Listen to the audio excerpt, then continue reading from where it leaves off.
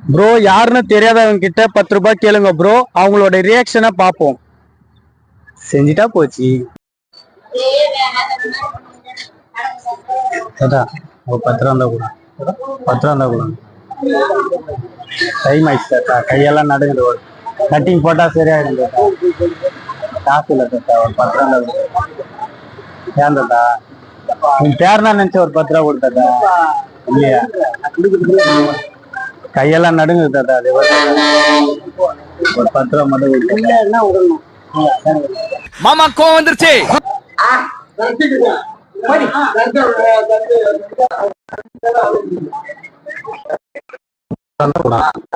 ஒரு 10 ரூபா நடுங்க தாத்தா, ஒரு கட்டிங் போட்டா சரியாயிடும் தாத்தா. ஒரு 10 ரூபா தாத்தா. நானே பஸ் நினைக்கிறீங்களா? நான் தரேன், போறீங்களா?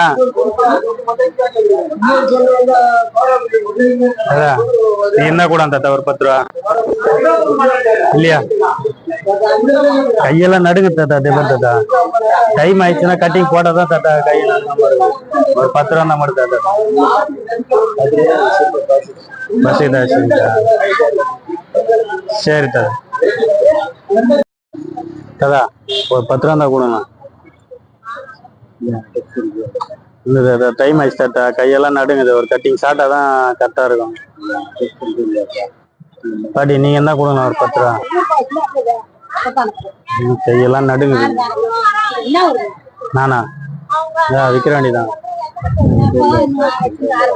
ஐயா கட்டிங் போடலன்னா எனக்கு தூக்கம் வராது, கையெல்லாம் நடு.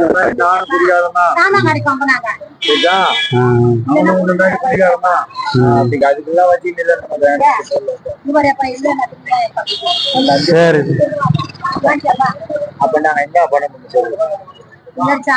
சரி படி.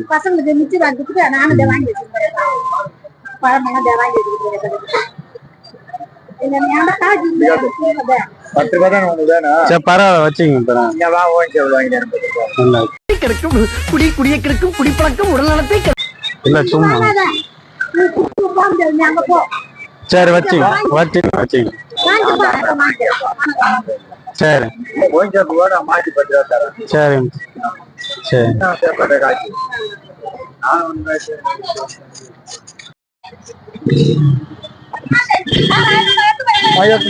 வச்சுக்குவா.